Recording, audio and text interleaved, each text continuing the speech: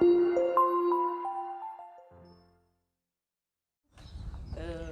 gouvernement est passé tour à tour devant l'Assemblée pour l'examen de la loi de finances de l'exercice 2024. Et l'exposé de motifs du ministre des Comptes publics a retenu notre attention puisque ça globalise un peu les dépenses de l'État. Ils ont consacré au budget de l'exercice 2024 400 milliards pour l'investissement. On voudrait un peu avoir votre avis justement sur cette question. Ce qu'il convient d'abord de dire, c'est que le budget du Gabon, pour la première fois, atteint les 4 000 milliards en prévision.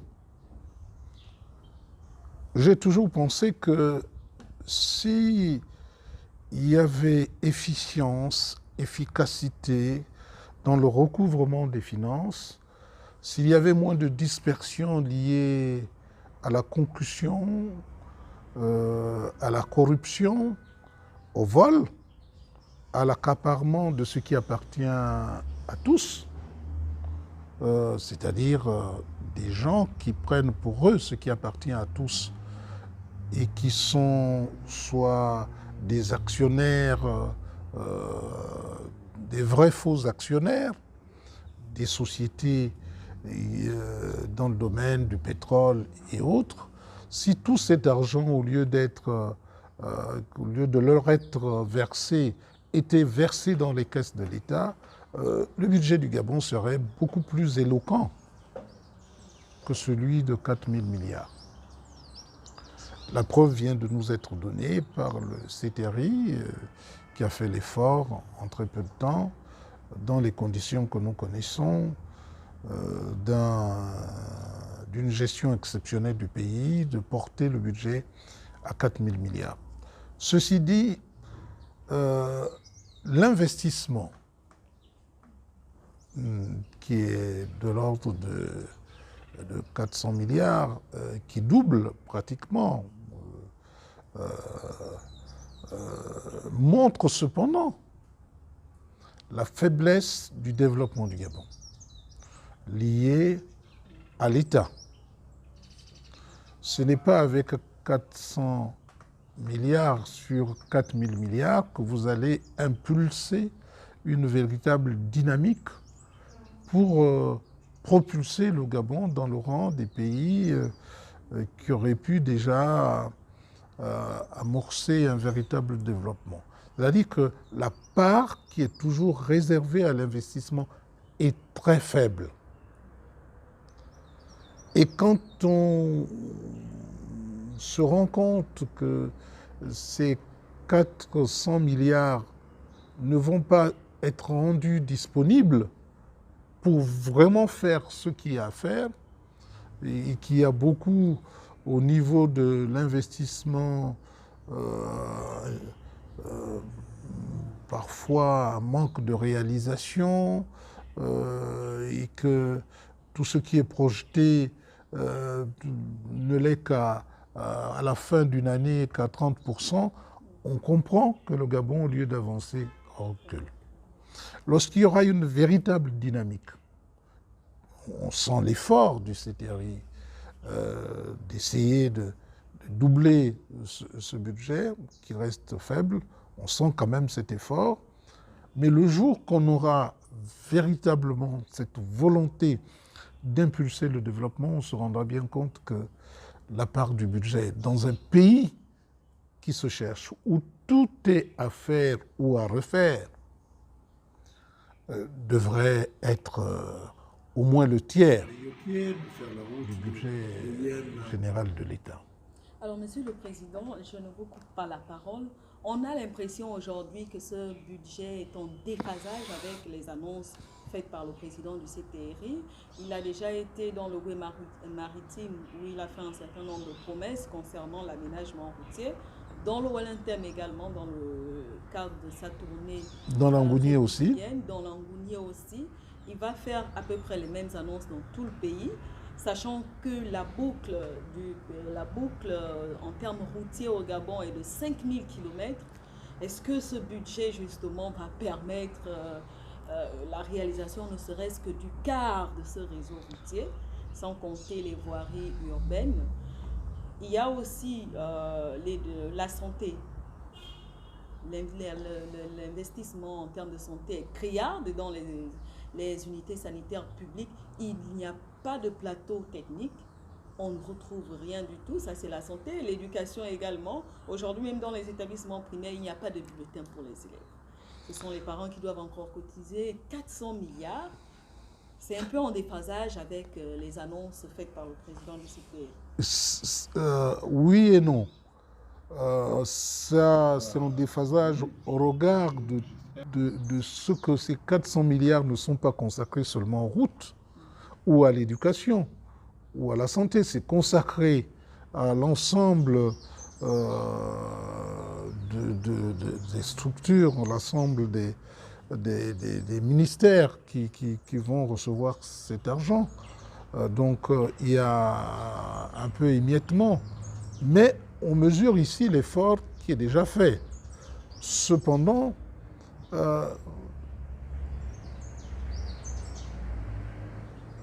lorsque le président arrive quelque part,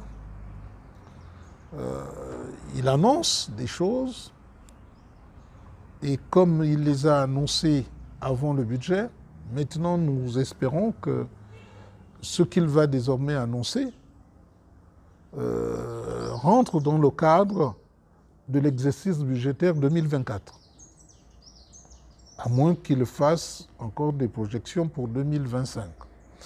Ce qui veut dire que ce que va faire le CETERI, c'est ce que lui accorde la période de transition. 2 ans, pas plus. Donc à partir de là, il ne faut pas attendre qu'il fasse des miracles.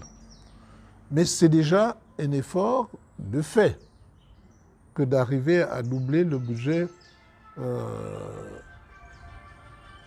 d'investissement. Cependant, j'ai dit tout à l'heure que ce budget est encore très très faible au regard des besoins du Gabon.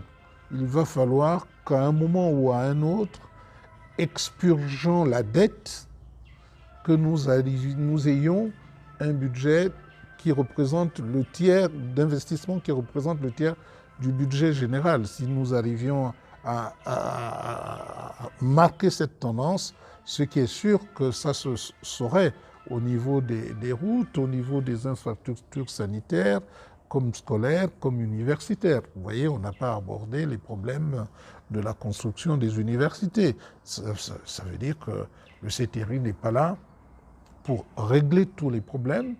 Il essaie d'amorcer les problèmes qui peuvent être résolus en 1 année ou en 2 ans. Le reste, il reviendra au gouvernement qui sera installé après 2025 de faire des projections qui devraient nous conduire à avoir des budgets d'abord beaucoup plus consistants, des budgets liés au projet de celui qui va être porté à la tête de l'État, et à partir de ce moment, on pourra critiquer ou faire la moue par rapport à la faiblesse du budget d'investissement.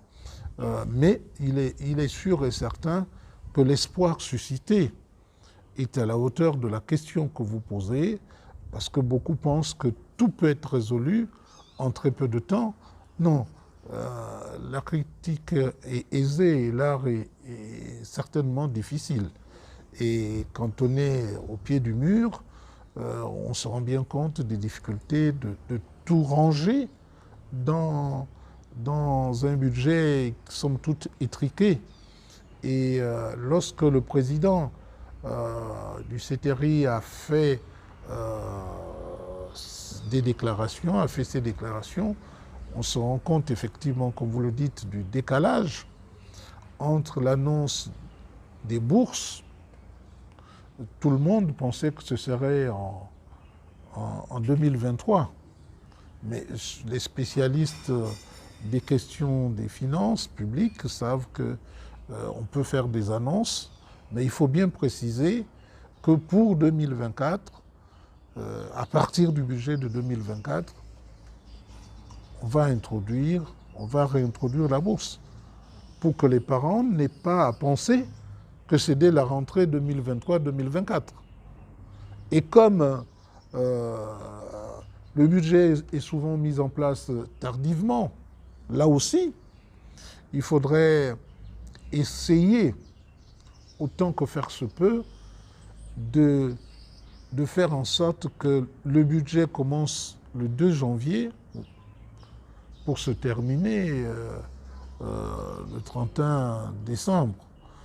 Or, quand le budget est mis en place au mois d'avril, voire au mois de mai, on voit bien que c'est déjà handicapant pour l'ordonnateur de pouvoir se projeter, et c'est ce qui fait qu'on engage des dépenses qui viennent submerger le poids de la dette, parce qu'un entrepreneur qui sait que s'il engage un travail au mois de janvier, ne sera payé qu'au mois peut-être de juin, juillet, il y a les frais financiers qui vont impacter sa trésorerie, et donc prévoit ces frais financiers dans la facture qu'il va présenter à l'État, qui vient alourdir finalement les charges de l'État. Donc, essayons d'être, surtout avec le CTRI, essayons de faire en sorte que le budget commence assez tôt, qu'on mette en place le budget très tôt, et qu'on veille à ce qu'il y ait une vraie réalité dans la dépense publique, ce qui serait déjà une bonne chose, ce qui serait déjà efficace pour les réalisations qui devraient se faire. Mais il est sûr et certain que, voyez-vous, lorsque on se demande pourquoi attendre le mois d'avril pour commencer déjà à discuter, c'est-à-dire le débat, on oublie très certainement que c'est lié aussi à la mise en place du budget. D'accord. Monsieur le Président, on ne va pas prendre beaucoup de temps sur l'analyse de ce budget, mais il y a quand même une question qui va certainement revenir. C'est ce flou qu'a jeté le ministre des Comptes publics sur le budget de l'État en balayant du revers de la main les recettes de l'État, présentant seulement les dépenses. Est-ce que ça ne vient pas créer une sorte d'ambiguïté? Cela devrait être une préoccupation pour nos députés. C'est bien, on dépense, on prévoit des dépenses, mais il faut voir qu'en est-il des recettes. Justement, la faiblesse du recouvrement des recettes par les structures, les impôts, ou tout simplement le recouvrement de tout ce qui devrait revenir en discutant avec des partenaires, ce qui devait revenir, la part qui devait revenir au Gabon pour son développement. Tout cela devrait connaître une situation transparente et devrait être exposé devant les députés. Peut-être que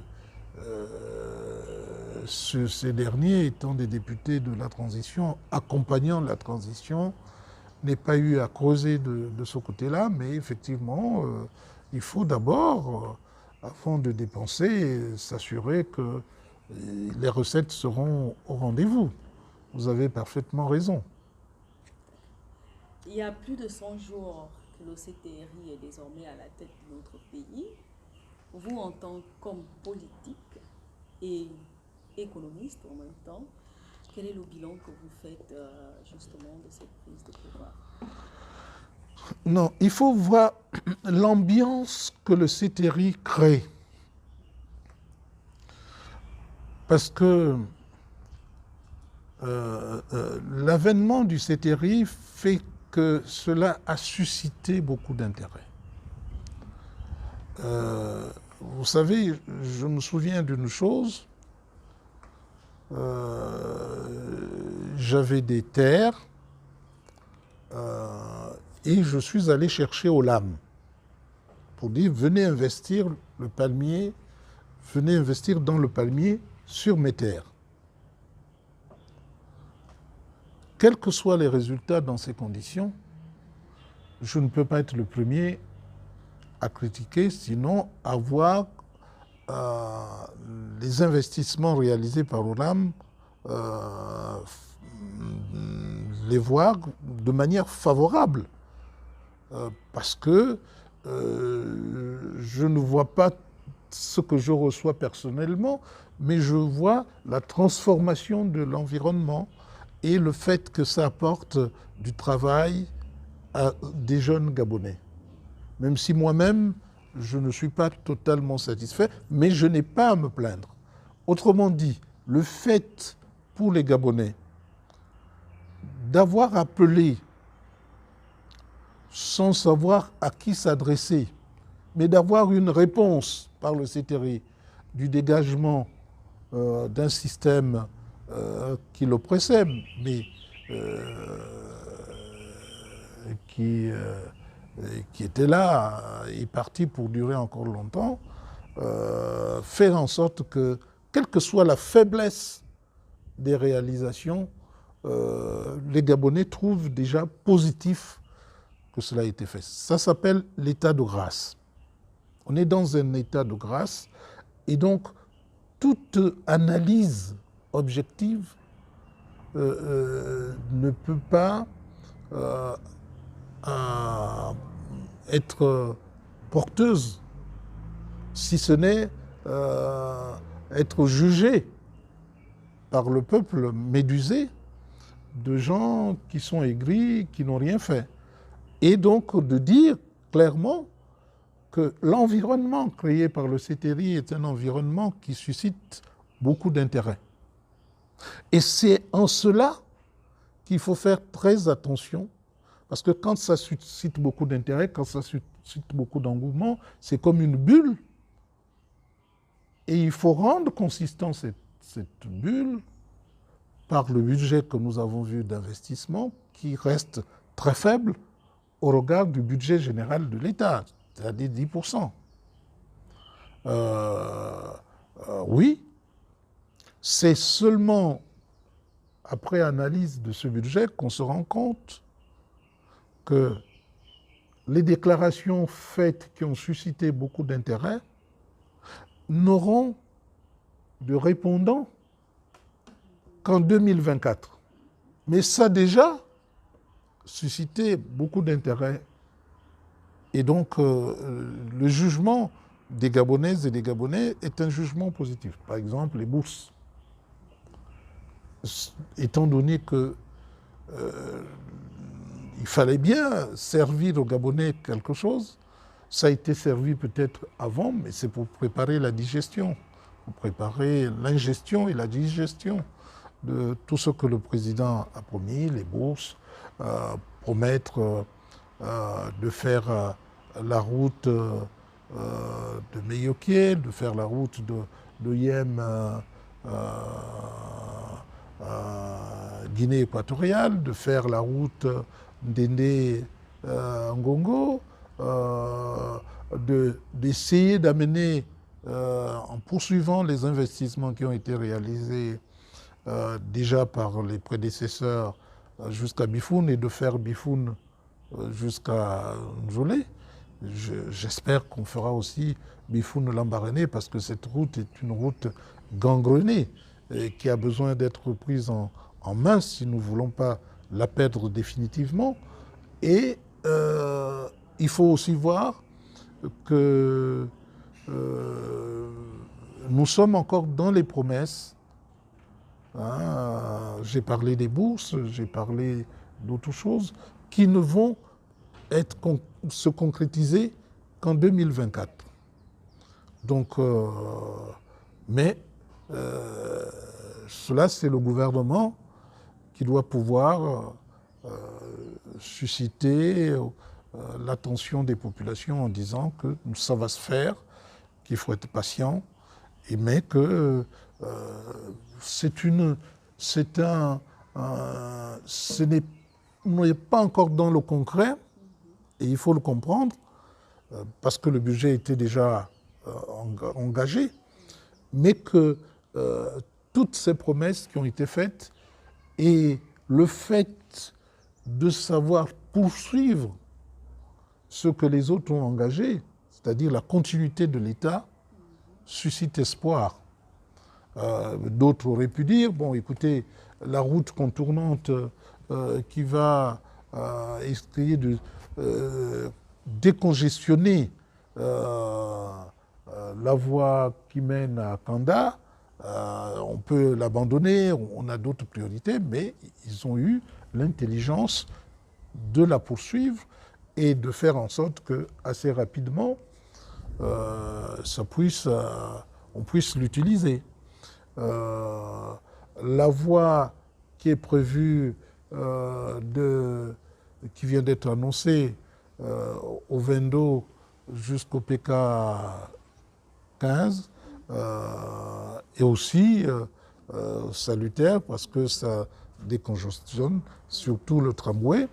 Mais je dis que s'agissant du tramway, je crains fort que cet investissement ne soit pas réellement rentable parce que le tramway, ça aurait suscité beaucoup d'intérêt, mais ils n'ont pas beaucoup de temps. Le tramway, depuis Ovendo jusqu'au Cap, en passant par le bord de mer, c'est-à-dire en utilisant le bord de mer ou en utilisant la voie rapide, ça aurait été un bon investissement dans la mesure où ça aurait pu décongestionner la circulation. Les gens, au lieu de prendre leur véhicule, seraient incités à prendre le tramway. Mais ça, ce sont des opérations que nous avons toujours envisagées lorsque j'étais moi-même au transport et à la refondation pour fluidifier le trafic au Gabon, qui viendra peut-être en son temps. Mais on ne va pas demander au CTRI de faire des choses dont les travaux vont durer 4-5 ans. Donc il faut se féliciter de ceux qui aient pris les choses en main et qu'ils aient voulu poursuivre le travail qui a été fait, tout en utilisant les 2 années qu'ils vont mettre au niveau de la transition pour innover et essayer de parer au plus près et au plus pressé par rapport aux préoccupations des populations. Alors, vous êtes un économiste, on voudrait un peu avoir votre regard. On sait qu'au Gabon, l'économie a un plomb dans l'aile et depuis 2018, le Gabon, avec les institutions internationales, l'institution de Bretton Woods, FMI, avait prévu de relancer l'économie par l'investissement en payant la dette intérieure.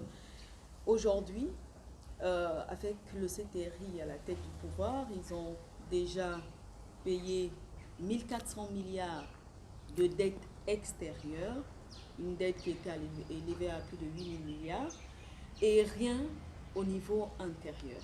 Alors, comment pensez-vous justement relancer l'économie?